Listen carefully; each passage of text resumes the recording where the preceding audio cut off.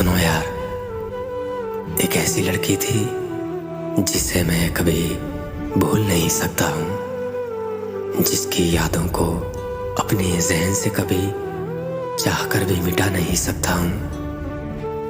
उसका तंग करना, रात दिन मुझसे नाराज रहना, ये सब बातें कभी भूल नहीं सकता हूँ।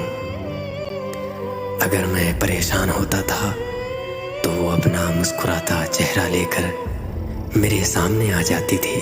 अगर मेरी आंखें नम होती तो आंसू उसकी आंखों से निकलते थे।